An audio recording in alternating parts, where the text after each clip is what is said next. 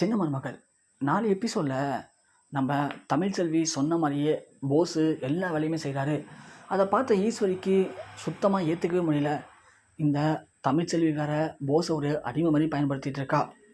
எப்படியாவது ஏற்கனவே சேதுக்கும் ராஜாங்கத்துக்கும் இருக்கிற பிரச்சனையை பெருசாக்கி போஸை உள்ளே சொல்லி இந்த சொத்தை எல்லாத்தையும் வளைச்சி போட்டுறான்னு பிளான் பண்ணோம்.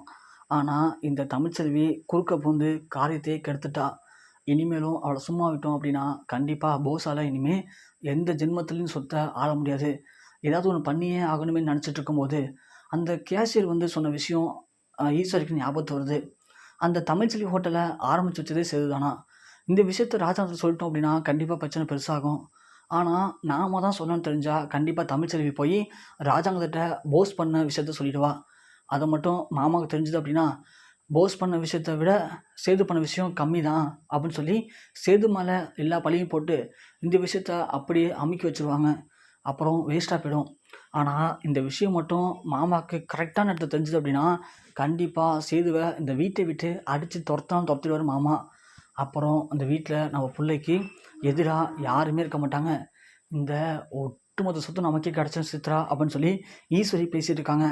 சரிம்மா, இந்த விஷயத்தை போய் நம்ம சொன்னோம்னா தமிழ்செல்வி நம்ம மேலே பழி போட்டுருவா, என்ன பண்ணுறது அப்படின்னு யோசிக்கிறாங்க. யோசிச்சுட்டு ஈஸ்வரி ஒரு பிளான் பண்ணுறாங்க. நேராக கேஷியரை கூப்பிட்டு இந்த விஷயத்த ராஜாங்க சொல்லுவேன்னு கேட்க கேஷியர் சொல்ல மறுக்கிறாரு.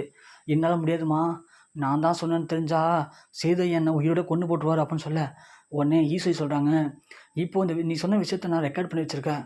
நீ மட்டும் ராஜாங்க மாமாட்ட போய் சொல்லு அப்படின்னா இந்த ரெக்கார்டை நானே போட்டு காட்டி சேதுக்கிட்டையும் சொல்லிடுவேன். அப்புறம் சேது உன்னை உயிரோட விட மாட்டான், கண்டதமாக வெட்டி போட்டுருவான். அதனால் உனக்கு ஒரே வழி தான் இருக்குது.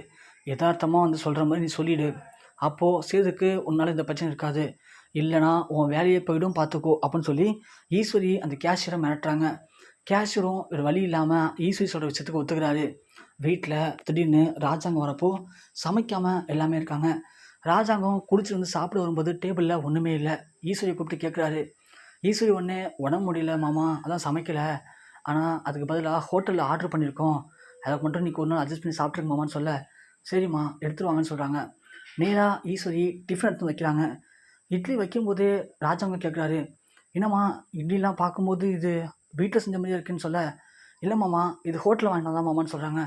இல்லையம்மா, டேஸ்ட்டு கூட நம்ம வீட்டில் செய்கிற மாதிரியே இருக்கேம்மா அப்படின்னு சொல்ல உடனே ஈஸ்வரி சொல்கிறாங்க, இல்லை மாமா நம்ம கேஷியர் தான் இது ஹோட்டலில் போய் வாங்கிட்டு வந்தார், நல்ல ஹோட்டல்னு சொன்னார், அங்கே நல்லா இருக்குன்னு சொன்னார் மாமா அப்படின்னு சொல்ல அப்படியா அது இந்த ஹோட்டலுமா அப்படின்னு கேட்க ஒரு நிமிஷம் இருக்கு மாமா நம்ம கேஷியரை கூப்பிட்றேன்னு சொல்லி கேஷியரை கூப்பிட்றாங்க ஈஸ்வரி. கேஷியர் வந்த உடனே கேஷியர் சார் மாமா கேட்குறாங்க எந்த ஹோட்டலில் சாப்பிட்றாங்கன்னு சொல்லிட்டு சொல்லுங்கள் அப்படின்னு சொல்ல ஈஸ்வரி சவுண்டு கேட்டு தமிழ்செல்வி என்ன அங்கே நடக்குதுன்னு சொல்லி எட்டி பார்க்குறாங்க.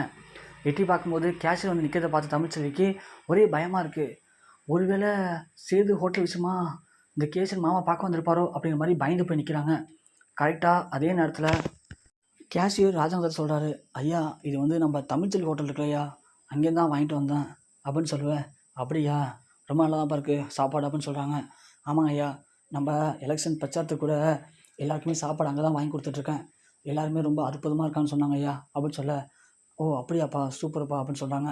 அது மட்டும் இல்லை ஐயா, இந்த ஹோட்டலை ஆரம்பிச்சிச்சது நம்ம சேது ஐயா தான். சேது ஐயா தான் பணம் கொடுத்து செல்லப்பாண்டிக்கும் வசந்திக்கும் இந்த ஹோட்டலை வச்சு கொடுத்துருக்காங்க.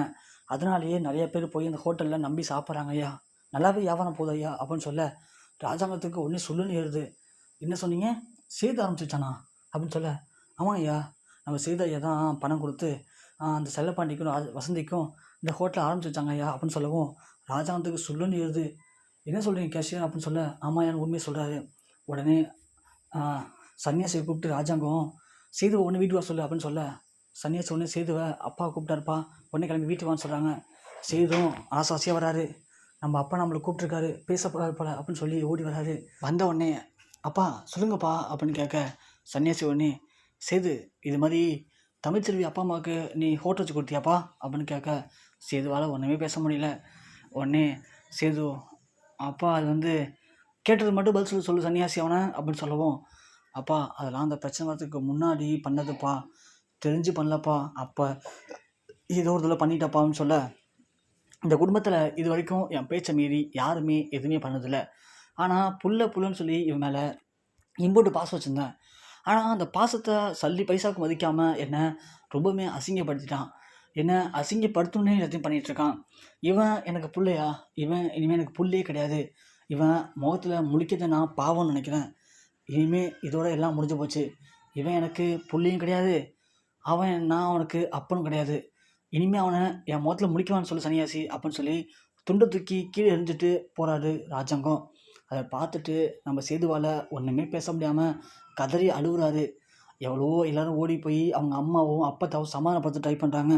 ஆனால் சேது கண்ட்ரோல் பண்ணிக்க முடியாமல், நான் மிகப்பெரிய பாவம் பண்ணிட்டேன். இந்த தமிழ்ச்செல்விக்கு நான் பண்ண நல்ல விஷயத்தினால இன்றைக்கி என் அப்பாவை நான் இழந்துட்டேன். தமிழ்ச்செல்வியும் என்ன துரோகம் பண்ணிட்டா. நான் எதுக்காக உயிரோடு இருக்கணும் அப்படி மாதிரி சேது அழுவதை பார்க்கும்போது அங்கே இருக்கிற எல்லாருமே ரொம்பவே கஷ்டப்படுறாங்க.